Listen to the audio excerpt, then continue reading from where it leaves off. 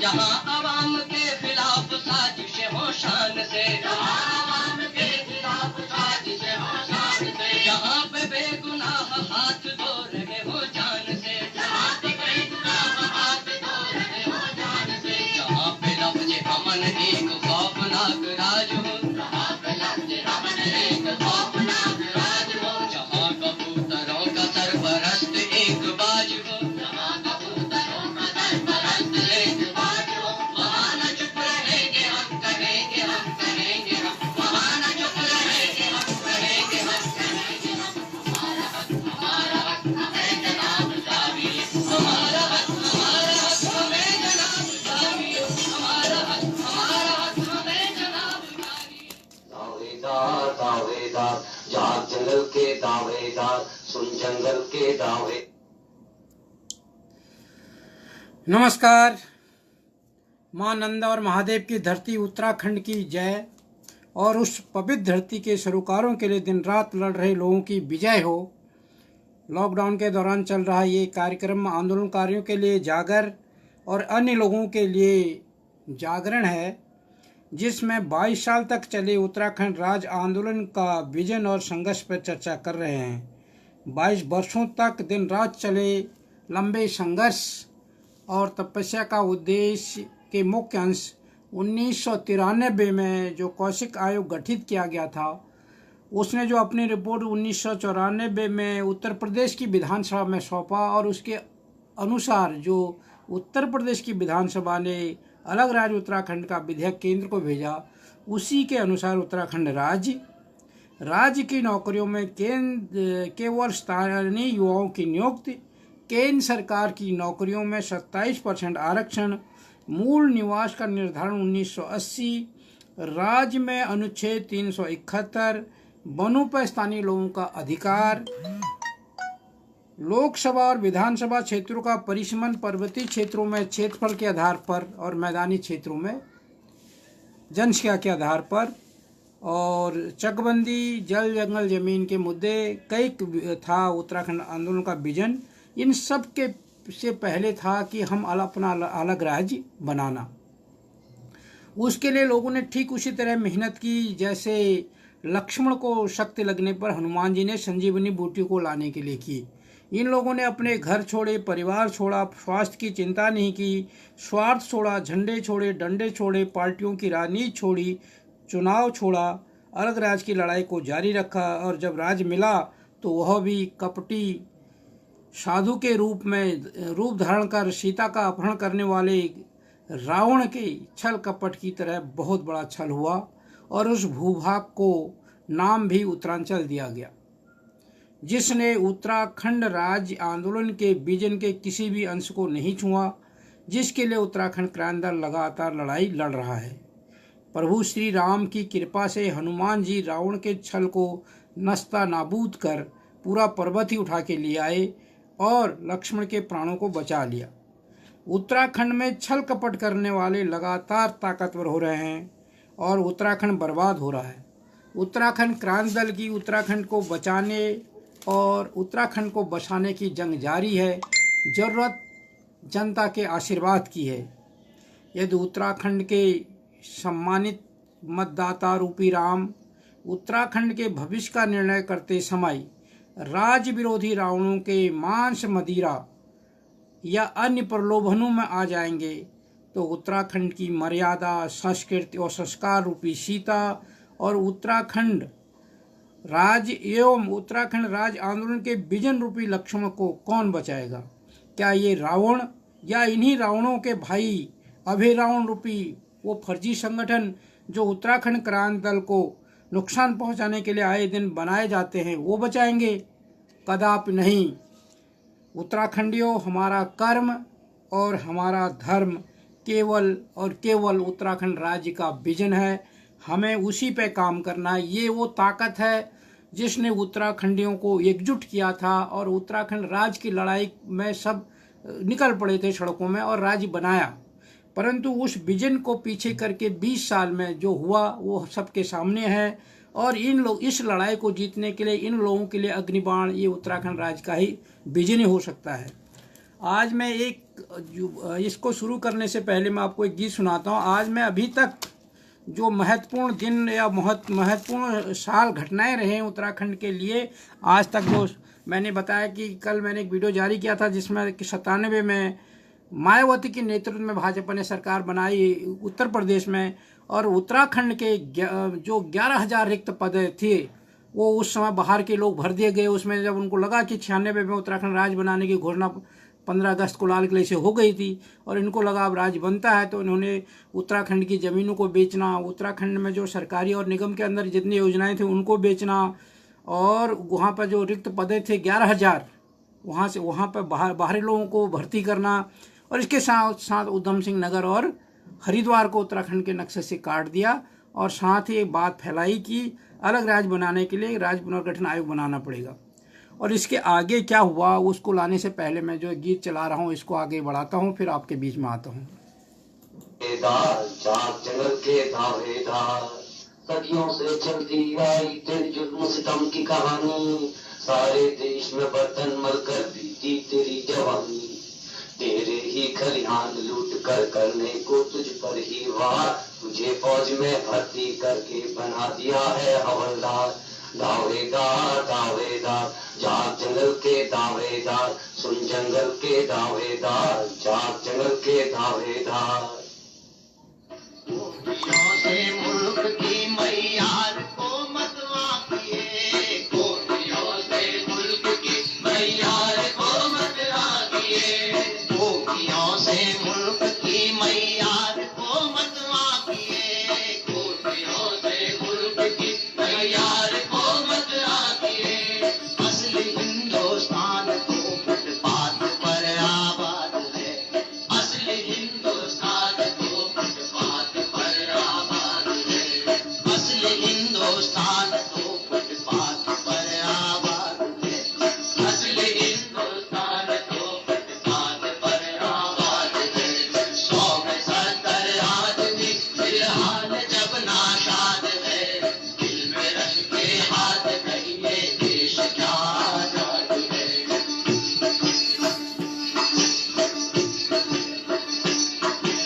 जिस शहर में मुंतजिम अंधे हो जलवा गाह के, जिस शहर में मुंतजिम अंधे हो जलवा गाह के, जिस शहर में मुंतजिम अंधे हो जलवा गाह के, जिस शहर में मुंतजिम अंधे हो जलवा गाह के, उस शहर में रोशनी की बात बेबुनियाद है, उस शहर में रोशनी की बात बेबुनियाद है, उस शहर में रोशनी की बात बेबुनियाद है, उस शहर में रोशनी की बात बेबुनियाद है।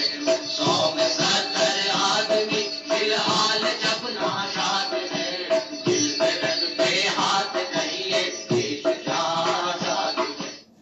ले मचाले चल पड़े।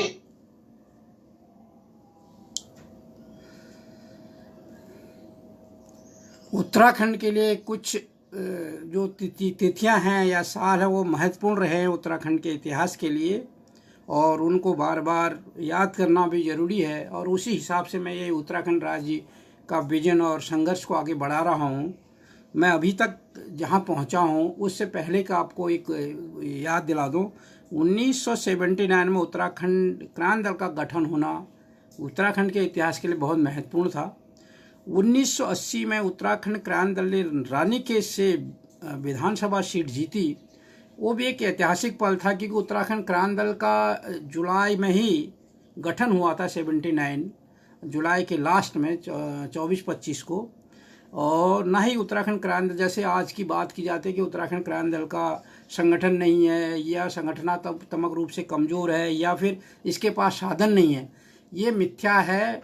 जब जनता के दिलों में जगह होती है और जनता मिशन बना लेती है कि ये हमारी ज़रूरत है तो कामयाबी मिलती है, जो कि 1980 और 1985 का चुनाव इसका साक्षी है।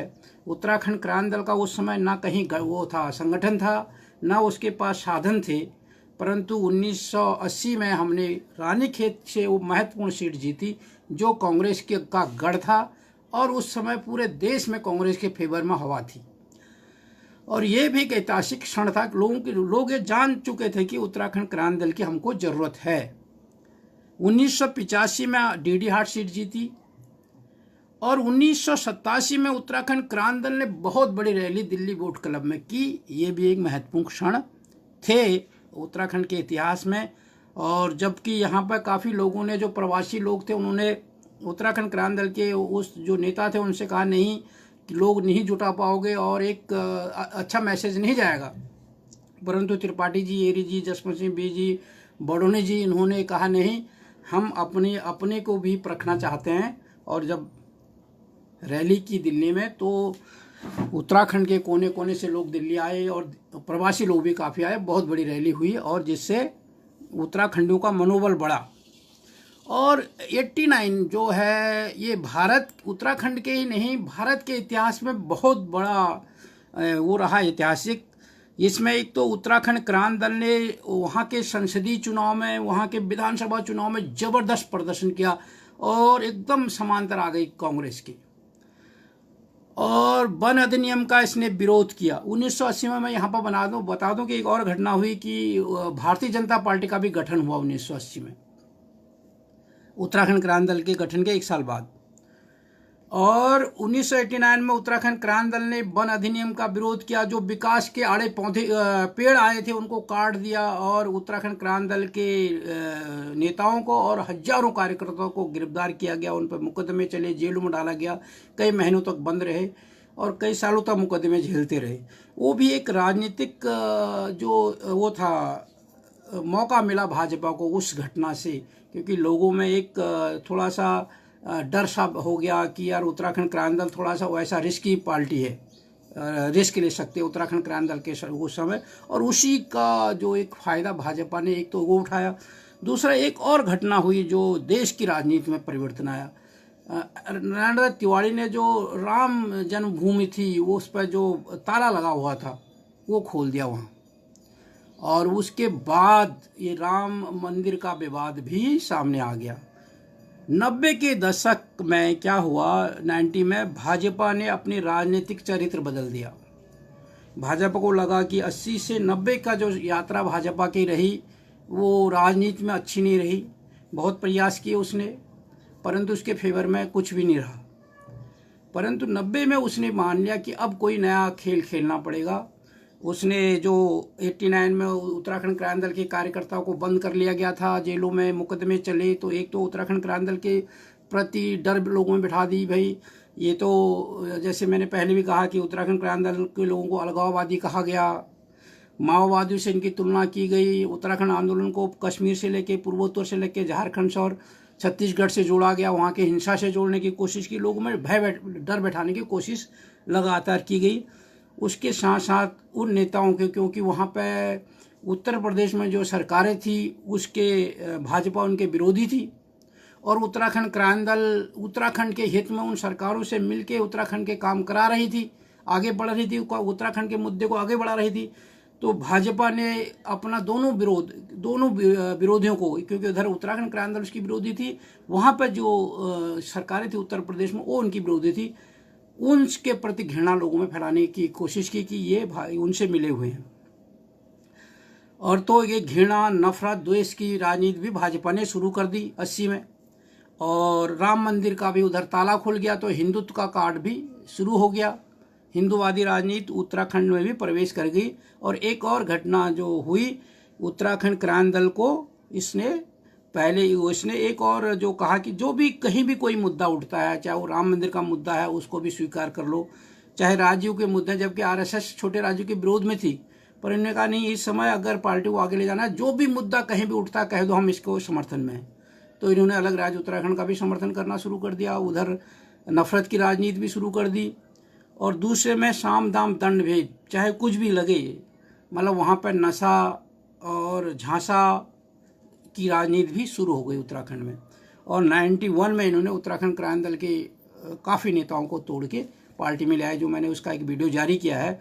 क्योंकि उत्तराखंड क्रांति दल में जब क्रांति दल बना था तो कई तरह के नेता हैं जो कांग्रेस विरोधी नेता थे, जो अंग्रेजों के वफादार लोग थे। वो शुरू से आज़ादी के साथ से आज़ादी के आंदोलन में भी कांग्रेस का विरोध करते रहे, फिर आज़ादी के बाद भी करते रहे। कभी वो समाजवादियों के साथ मिलते रहे कांग्रेस का विरोध करने के लिए, कभी वो जनसंघियों से भी मिलते रहे। जब उत्तराखंड क्रांति दल बना तो सब उत्तराखंड क्रांति दल के साथ आ लिए, और जब 91 में उनको देखा कि बीजेपी ज़्यादा सक्रिय हो रही है और बीजेपी ने एक जो एंटी कांग्रेस संगठन बनाना भी वहाँ पर शुरू कर दिया, तो वो लोग टूट के इक्विटी से बीजेपी में चले गए। अब उनका नाम लेना क्या है, उनका नाम मतलब भाजपा के वरिष्ठ नेताओं में उनका गिनती आती है। अब उनका नाम लेना यहाँ पर ज़्यादा वो महत्वपूर्ण नहीं है, परंतु वो चीज़ें समझ आती है। वो तो इन्होंने 91 में क्या किया, अलग उत्तरांचल राज्य का बिल भी वहाँ पास किया। उसमें उसकी राजधानी कहाँ होगी, उसकी सीमाएं क्या होंगी, उसकी संभावनाएं क्या होंगी, उसमें कुछ नहीं, एक लाइन का प्रस्ताव पास करके केंद्र को भेज दिया। 92 में उत्तराखंड क्रांति दल तो अपना काम कर ही रहा था। उसने 14 जनवरी को बागेश्वर में उत्तरायणी के मेले में अपना विजन डॉक्यूमेंट जारी कर दिया 92। मैं ये महत्वपूर्ण वो तिथि और ईयर बता रहा हूँ उत्तराखंड की राजनीति में जो परिवर्तन आए। और भाजपा और कांग्रेस की जो राजनीति रही है वो मानती रही कि राजनीति पर हमारा दावेदारी है और हमारी विरासत है। विरासत में मिली थी उन्हें राजनीति, क्योंकि इतना बड़ा आंदोलन आज़ादी का किया था और उससे लोगों के दिलों में कांग्रेस के प्रति भी एक छाप थी। और लोग मानते हैं कि देश को आज़ाद करने वाली कांग्रेस है। भले आज वो नहीं रहे जिन्होंने आज़ाद किया, परंतु कांग्रेस को विरासत में राजनीति मिली, तो ये बीजेपी उसको झपटना चाहती थी। तो उसने बीजेपी ने सारे हथकंडे अपनाए, और कांग्रेस ये मानती है कि हमारी तो विरासत है। तो कांग्रेस से ज़्यादा खतरनाक बीजेपी बनी ईक्विटी के लिए। उसने कहा ईक्विटी को जब खत्म करेंगे, क्योंकि वो भी मानती थी कि इनके पास विरासत में है राजनीति। कांग्रेस को अलग करने से मतलब कांग्रेस से ज़्यादा हमें कठिनाई है। बीजेपी अगर इक्विटी को हम कमज़ोर करते हैं तो हमारे उत्तराखंड में पांव जम सकते हैं। परंतु उत्तराखंड क्रांति दल के साथ जुड़े हुए लोग भी मजे हुए लोग थे। उन्होंने क्या किया, जब इन्होंने बिल पास कर दिया तो उस बिल में कुछ था ही नहीं। राज्य की संभावनाएं क्या है, राजधानी कहाँ होगी, सीमाएं क्या होंगी, और इसका मतलब आर्थिकी क्या होगी, उसका कहीं भी कोई विजन नहीं था। उत्तराखंड क्रांति दल ने अपना विजन डॉक्यूमेंट जारी कर दिया, और फिर उसका चंद्रनगर गैरसैंण को राजधानी बना दिया। वहाँ पर वीर चंद्र सिंह गढ़वाली की प्रतिमा का अनावरण कर दिया। तो इससे क्या हुआ, भारतीय जनता पार्टी जो उसको बैकफुट पर लाना चाहती थी ईक्विटी को, वो इस चीज़ को पचा नहीं पाए। 1993 में क्या किया, उनकी सरकार उत्तर प्रदेश में थी भारतीय जनता पार्टी। उन्होंने जाके गैरसैंण में अपर शिक्षा निर्देशक उत्तर प्रदेश का कार्यालय का शिलान्यास कर दिया। अगर तुम यहाँ पर गैरसैंण बनाते तो हम भी गैरसैंण को केंद्र चाहते हैं, ये दिखाने के लिए उत्तराखंड की जनता को कि हम भी उस अलग राज्य के ऊपर काम कर रहे हैं।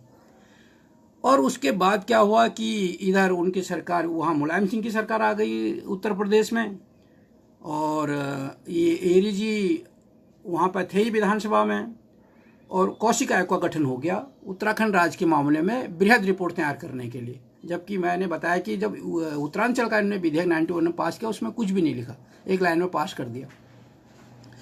तो मुलायम सिंह की सरकार ने कौशिक आयोग का गठन कर दिया। उसमें उनके जो मुख्य सचिव थे, उसके बाद कैबिनेट मंत्री थे 4, और एक वो मतलब पावरफुल मतलब वहाँ कमेटी बनी, और वो अधिकार संपन्न थी, उसमें बहुत उसको अधिकार थे, और उसने अपनी रिपोर्ट बनाई। और गढ़वाल, कुमाऊं, तराई और प्रवास सब जाके बैठक की और बृहद रिपोर्ट तैयार की। और उसने जो उत्तराखंड क्रांति दल का विजन डॉक्यूमेंट था, लगभग उसी के हिसाब से रिपोर्ट बनाकर उत्तर प्रदेश की विधानसभा को सौंप दिया, और उत्तर प्रदेश की विधानसभा ने उसी को पास करके केंद्र को भेज दिया। अब ये क्या हुआ कि इसके बाद अब जो भाजपा की राजनीति थी, भाजपा के लिए उत्तराखंड क्रांति दल भी दुश्मन थी, राजनीतिक विरोधी थी, और उधर उत्तर प्रदेश में जिसकी भी सरकार थी वो भी इसकी विरोधी थी। तो ये दोनों को एक साथ हैंडल करना चाहती थी। इसने इधर नफरत तो ये 89 से फैला ही रही थी उत्तराखंड क्रांति दल के खिलाफ, कि ये मिली हुई है वहाँ। तो इन्होंने क्या किया, 94 में उधर मंडल का तो बीपी सिंह जी ने कर ही दिया था ओबीसी आरक्षण को लेके। तो मुलायम सिंह ने क्या किया, 94 में उत्तराखंड में प्रवेश में ओबीसी आरक्षण लागू कर दिया। उसको लेके वहाँ पर छात्रों का आंदोलन चल गया।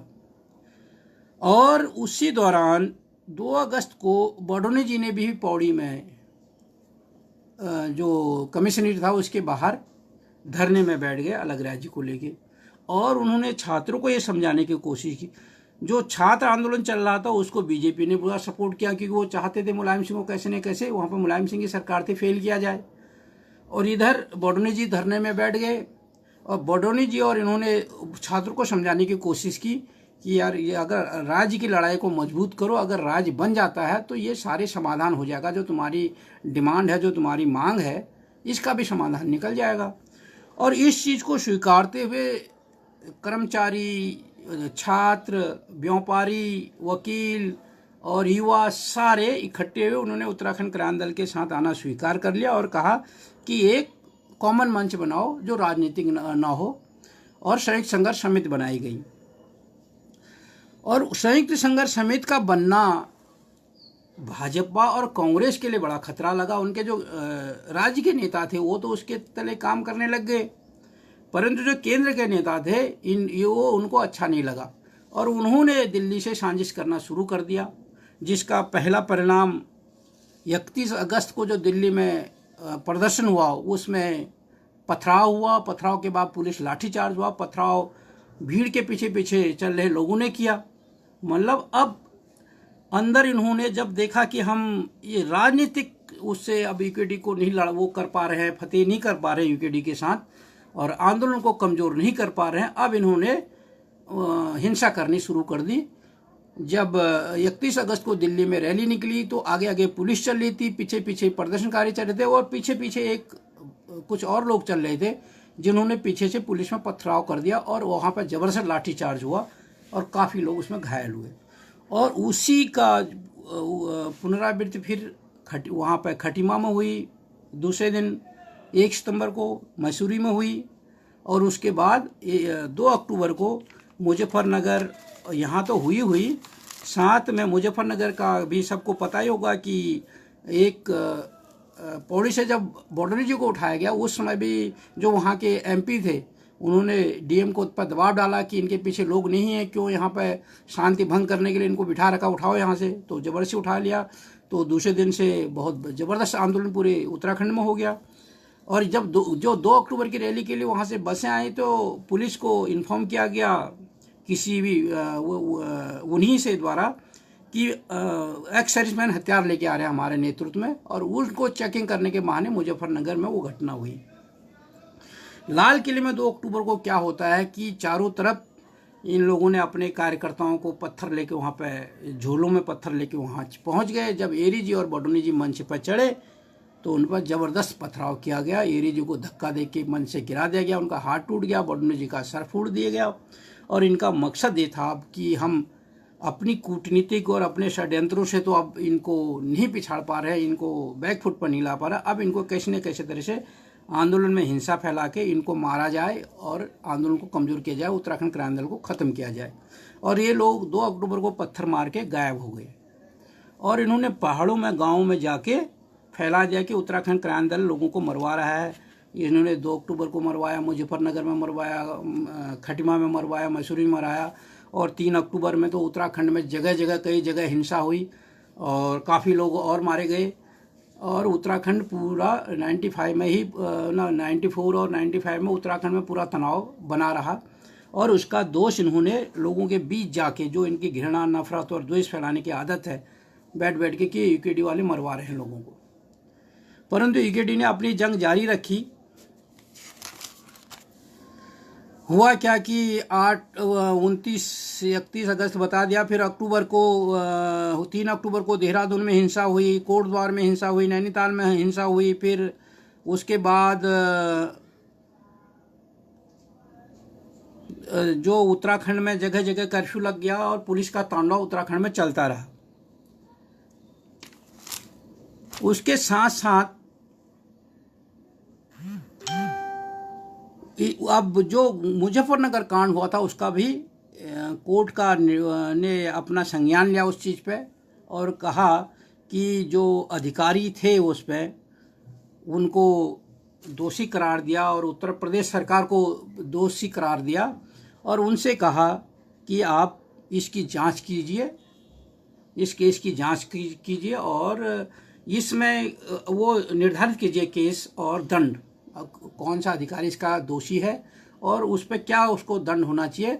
सीबीआई को ये जिम्मेदारी दी गई और 24 जून को संयुक्त संघर्ष समिति की प्रधानमंत्री से बैठक हुई 95 में और इसी दौरान उत्तराखंड में आंदोलन को कमज़ोर करने के लिए, उत्तराखंड राज्य के लक्ष्य को कमज़ोर करने के लिए वहाँ पर स्थानीय निकाय के चुनाव की भी घोषणा हो गई, जिसका कि आंदोलन कमज़ोर ना हो जा करके उत्तराखंड संयुक्त संघर्ष समिति और उत्तराखंड क्रांति दल ने ज़बरदस्त विरोध किया और उस विरोध के चलते जो 19, 20, 21 अक्टूबर 1995 को स्थानीय निकाय के चुनाव होने थे वो स्थगित कर दिए गए।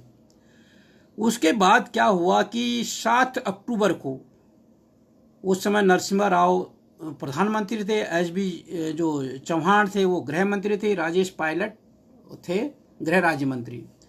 तो प्रधानमंत्री का जौली ग्राउंड उतरने का जाने का प्रोग्राम था और एरी जी ने जब 2 अक्टूबर को 95 में रामपुर तिराहे पर शहीदों को श्रद्धांजलि सभा का वहाँ किया, वहाँ करीब 1 लाख लोग पहुँचे, तो उसमें घोषणा की कि जब तक उत्तराखंड राज्य नहीं बन जाता तब तक प्रधानमंत्री को उत्तराखंड की धरती में पाँव नहीं रखने दिए जाएंगे। तो 7 अक्टूबर को ज़बरदस्त विरोध हुआ। लोग 6 अक्टूबर को रात को ही, क्योंकि चारों तरफ से रास्ते बंद कर दिए, देहरादून जाने वाली सारी सड़कें बंद कर दी, जौली ग्राउंड तक कोई ना पहुंच पाए, तो लोग रातों रात पैदल चल के वहाँ पहुँच गए और उन्होंने वहाँ पर चारों तरफ से आंदोलनकारियों ने घेर दिया और जिससे कि प्रधानमंत्री को अपना जो कार्यक्रम था वो रद्द करना पड़ा, प्रधानमंत्री वहाँ नहीं जा पाए। 1995 में श्रीयंत टापू पर हिंसा हुई, वहाँ पर कुछ लोग, वहाँ भी हिंसा हुई, वहाँ काफ़ी लोग मारे गए और नवंबर में ही उत्तराखंड में एक और साजिश हुई, क्योंकि उत्तराखंड आंदोलन के साथ साथ उसको कमज़ोर करने के लिए कई कोशिशें हुई सरकार द्वारा। उत्तराखंड में 2 मिनी सचिवालय बनाने की घोषणा हुई, एक मिनी सचिवालय नैनीताल में, एक मिनी सचिवालय देहरादून में। तो उत्तराखंड में नैनीताल में आंदोलनकारियों ने क्या किया कि उस पर ताले लगा दिए, 15 दिसंबर में उस पर ताले लटका दिए और कहा कि आप एक ही सचिवालय खोलो, उत्तराखंड को 2 भागों में मत बांटो। ये थी उसकी बात। 7 जनवरी को प्रधानमंत्री से फिर दूसरी दौर की बैठक हुई। 7 जनवरी 96 को उत्तराखंड संयुक्त संघर्ष समिति की दूसरी बैठक हुई प्रधानमंत्री से। एक तो 24 जून 95 में हुई थी और दूसरी हुई 7 जनवरी 1996 में और गृह मंत्री से भी हुई फिर 9 जनवरी को वार्ता हुई। और जो उधर मिनी सचिवालय पर नैनीताल में ताला लटकाया था, उस समय उत्तर प्रदेश में क्या थी, राज्यपाल शासन था, राज्यपाल थे मोतीलाल वोरा। उन्होंने कहा कि ऐसा है हम गैरसैंण राजधानी बनाएंगे, उसके लिए उन्होंने 7 लाख रुपया सैंक्शन कर दिया और वो जो वहाँ पर ताला लटकाया जो आंदोलन था वो वापस लिया गया।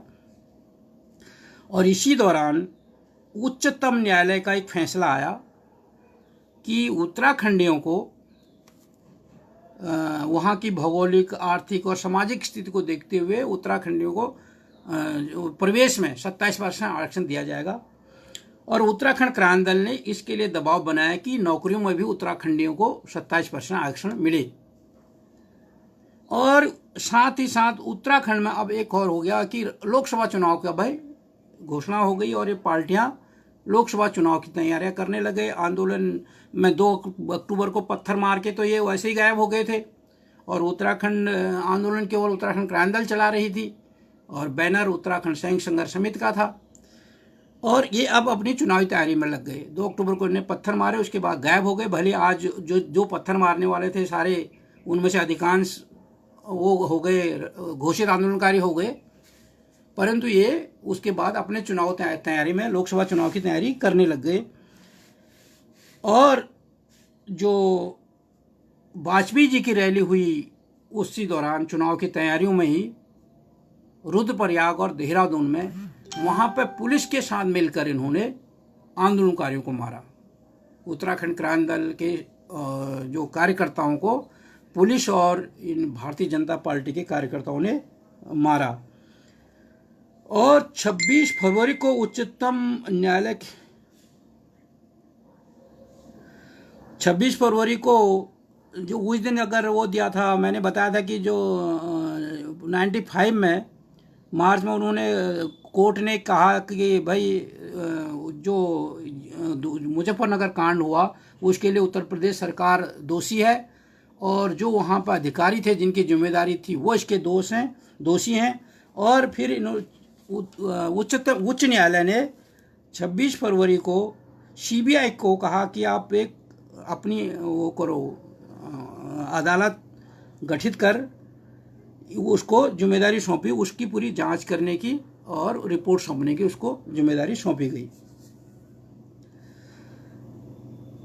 अब 96 में जब वो लोकसभा चुनाव हुआ तो भाजपा की पहली सरकार बनी, उसमें प्रधानमंत्री वाजपेयी बने और गृह मंत्री मुरली मनोहर जोशी बने। 13 दिन की उनकी सरकार चली। उन्होंने उत्तराखंड के मामले में कुछ नहीं बोला। साथ में एक बात और जोड़ दी कि उत्तराखंड के साथ साथ झारखंड और छत्तीसगढ़ को भी जोड़ना शुरू कर दिया। और आडवाणी जी का बयान आया कि भाई एक राज्य तो अलग बन नहीं सकता और इतने 3-4 राज्यों की मांग और उठ रही है और राज्य पुनर्गठन आयोग बनाना पड़ेगा और उत्तराखंड के मामले को और पेचीदा कर दिया।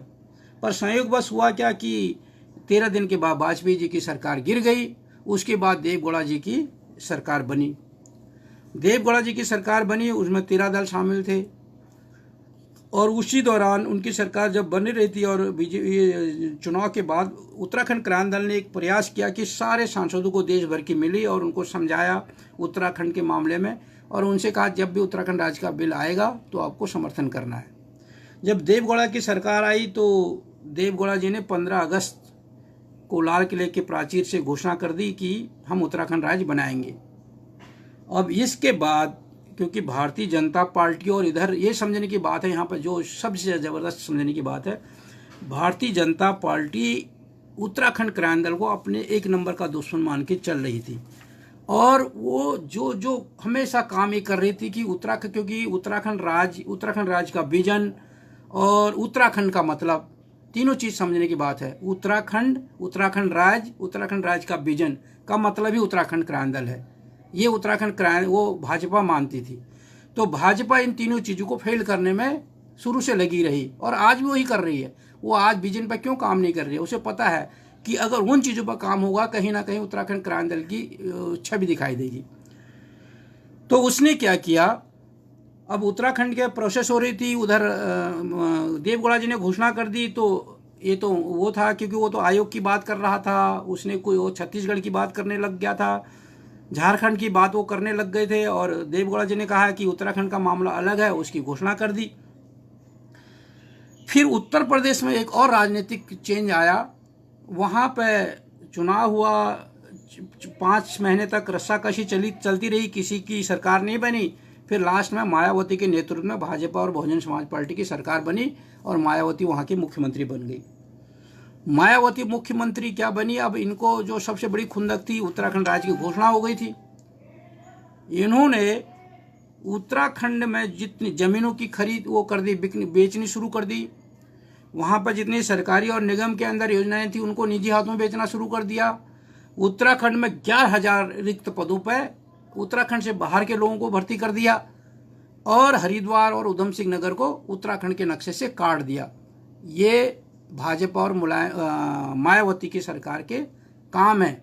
इन सबको समझना बहुत जरूरी है क्योंकि आज हर आदमी बीजेपी वाला बन जाता है। उन्हें पता नहीं है कि बीजेपी ने उत्तराखंड के साथ क्या क्या किया है। उत्तराखंडियों के साथ उत्तराखंड बनने से पहले ये सारा कुछ हो गया था। अभी उत्तराखंड पर कुछ भी नहीं हुआ था, केवल लाल किले से घोषणा हुई थी और उत्तर प्रदेश की चुनी हुई सरकार का इंतजार हो रहा था क्योंकि राष्ट्रपति के साइन होने से पहले फ्रेश वहाँ से सैंक्शन होना जरूरी था, भले ही 2 बार पहले पास हो चुका था। तो इन्होंने वहाँ पे जमीनें बेच दी, वहाँ पे योजनाएं बेच दी, वहाँ पे हरिद्वार और उधम सिंह नगर को काट दिया, 11,000 रिक्त पदों पर बाहरी लोगों को भर दिया।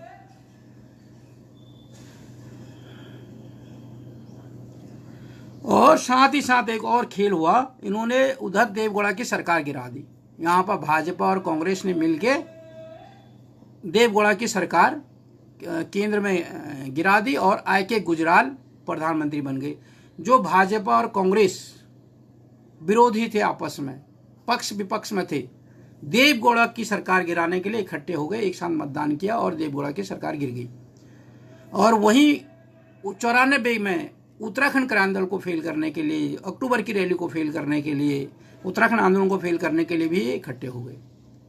तो ये यहाँ पर समझने की बात है। और आगे क्या हुआ फिर, अब उत्तराखंड क्रांति दल को तो अपना आंदोलन आगे बढ़ाना ही था, तो उत्तराखंड क्रांति दल लगातार अपने संघर्षों पर लगा रहा।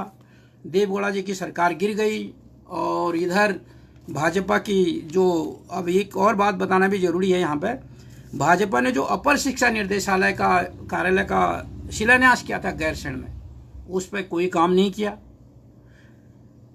राज्यपाल शासन में मोतीलाल बोरा जी ने जो सचिवालय बनाने के लिए 7 लाख रुपया दिया था गैरसैंण के लिए, उस पर तो सबको पता है ना, सचिव वहाँ पे अपर शिक्षा निर्देशालय का कार्यालय आज तक गैरसैंण में नहीं बना। आज तक वो सचिवालय जो राज्यपाल ने दिया था 7 लाख रुपये, उस पर काम हुआ। मतलब कितनी ईमानदार भाजपा है। उसके बाद जो आगे हुआ, वहाँ पर स्थानें भर दिए गए, 11,000 रिक्त स्थान बाहरी लोगों से भर दिया गया। उत्तराखंड क्रांति दल का संघर्ष जारी रहा और उसने तो चुनाव का उस समय बहिष्कार किया। उत्तराखंड में जब चुनाव हुए तो भाजपा को ही लोगों ने वोट दिया। उत्तर प्रदेश की विधानसभा के लिए हुआ तो वहाँ 17 सीटें भाजपा की आ गई। फिर उत्तराखंड क्रांति दल ने एक पर्चा निकाला, जिसको मैं बाद में लाऊंगा क्योंकि ये वीडियो काफ़ी लंबा हो रहा है, मैं इसको समाप्त कर रहा हूँ। ये पर्चा निकाला उत्तराखंड बचाओ अभियान, और जो जुलाई पूरे उत्तराखंड में इसको बांटा, जो 4 जुलाई से लेके 20 जुलाई 1997 में पूरे उत्तराखंड में लेके इसको चले। उत्तराखंड में इसमें क्या अपील किया उसको मैं कल जब जारी करूंगा उत्तराखंड राज्य के संघर्ष का, सुबह का मैं कोशिश करता हूं कि मैं आऊं। इसका टाइमिंग कोई फिक्स नहीं है सुबह का, और मैं उस कोशिश करता हूं कि उत्तराखंड राज्य के जो संघर्ष थे राज्य बनाने के, उनको लेके आऊँ। शाम को मैं उत्तराखंड राज्य का जो विजन था, जिसको लेके हम 22 साल लड़े, कोई पागल तो था नहीं कि 22 साल तक एक मुद्दे पे लगे रहे, एक ही रट लगे रहे। कोई भी जो महान तपस्वी हुए हैं उन्होंने भी ऐसा नहीं किया होगा ओम नमो शिवाय, वो नमो शिवाय भी कोई 22 साल तक नहीं रट पाया होगा, उससे पहले भगवान ने आके दर्शन दे दिए होंगे। पर उत्तराखंड में 22 साल तक हम लोगों ने आज दो अभी दो उत्तराखंड राज दो उसका विजन पर काम किया, परंतु उत्तराखंडियों ने उसको भी महत्व नहीं दिया। ये बड़ा दुर्भाग्य है कि मतलब 22 साल की तपस्या को मतलब मटिया मेट कर दिया, मतलब उसको जीरो कर दिया। ये बड़ा दुर्भाग्य, बहुत ही मतलब अब वो शब्द नहीं है कि 22 साल तक कोई लोग संघर्ष करते हैं, मेहनत करते हैं और उस मेहनत पर पानी फिर जाता है। तो वो लोग जो उससे जुड़े रहे हैं तो उनको क्या इस समय लगता होगा।